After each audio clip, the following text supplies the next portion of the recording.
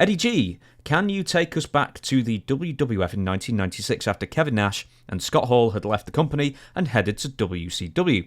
Shortly afterward, WWF started promoting the return of Diesel and Razor Ramon. Then former Big Titan Rick Bogner and some no-hoper called Glenn Jacobs turned up as gimmick doppelgangers. What the heck happened? Not much. That was a no-happening era in the WWF. See, with Glenn, they tried him a couple of deals.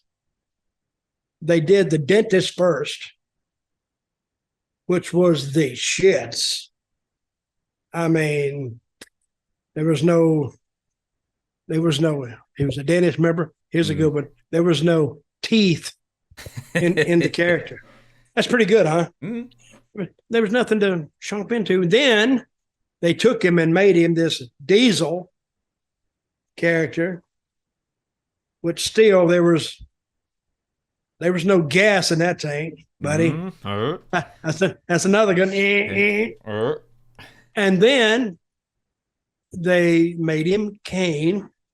And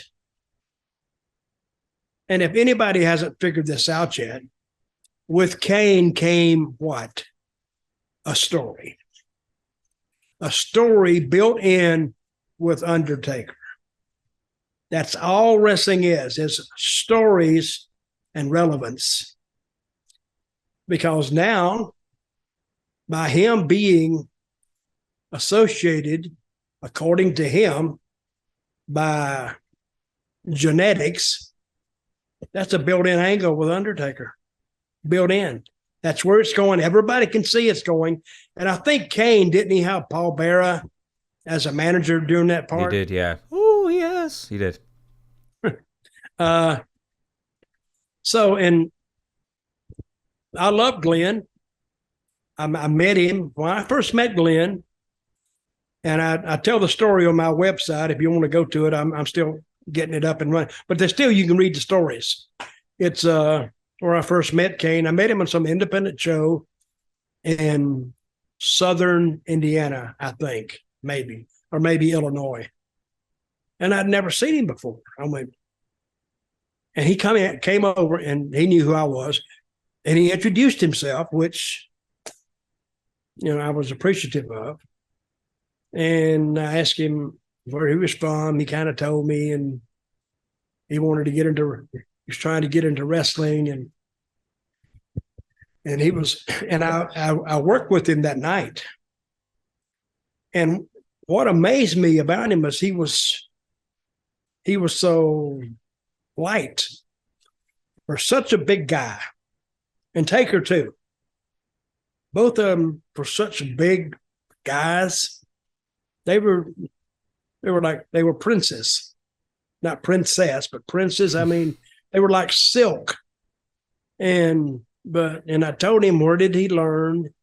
And he was trying to tell me someplace. And I was going to Puerto Rico, and I said, listen, if you're interested in coming down there, I could use you. And I was working for Carlos just before I quit. But then he called, and I said, well, I want you to start in such and such a date. Okay. And then he called me about a week later, and I could tell he was nervous. I said, are you okay? He said, well, I've been hearing some stories about Puerto Rico. And I knew what stories he was hearing, is that they don't pay anybody down there. And I told him, I said, don't worry, listen, I'll get you X number of dollars per week. And I told Carlos, he's got to make this. And Carlos honored it the whole time. He did. And somebody asked me, he said, well, what if Carlos hadn't honored that? I said, well, I would have made it up that week that he missed, and then he would have left. But the whole time he was there, he made what I told him he would make. But his biggest achievement there was working a set schedule and wrestling full time. We'd go to the town, he'd do this, come out of the ring. I would critique him. The next night, same deal. I'd ride with him, critique him. And sometimes it's little things. And I was telling him, you're too big to take this bump. Don't do this. Don't do that.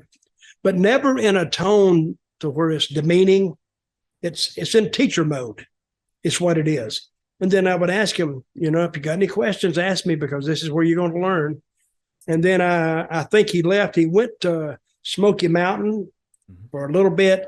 And then from then on, he went to WWE or WWL. When you were with him in the WWF, so I know how he gets there. I think Undertaker had one match with him in Smoky Mountain, then he recommended him to Vince to bring him up, and then he becomes the dentist, and then he becomes the fake Diesel after a year. And obviously, you know, I'm presuming you're going to be speaking to Glenn quite a lot in the locker room at this time when he's got this awful character of the dentist, and he was feuding with Jerry Lawler as well, who's also your friend. What was Glenn talking about when he had to portray a dentist every day? I mean, is he the kind of person to complain about it, or just be happy he's on TV? What year was this? 95. I was with 95 was, oh yeah, that was my... You with Harris brothers then? I was the Harris brothers. Then they left. And then since I had nobody to manage, they were sitting me at home toward the end of the year. And I think his dentist run was basically over by the time I got back in there. Then when I got back in there, I was with Justin Hawk Bradshaw, JBL, John Layfield. And I think he was becoming, what other part did he play? The Diesel? Yeah. He played the Diesel, and he wasn't too high on it because he could tell, you can tell when it's getting over or not. And it wasn't getting over because it was a shot at the guys who had left, and the people were rejecting that. And there was only one Diesel, and there's only one, you know, Scott Hall. And trying to reproduce them in any form, the people, they just didn't buy it. So he wasn't too happy.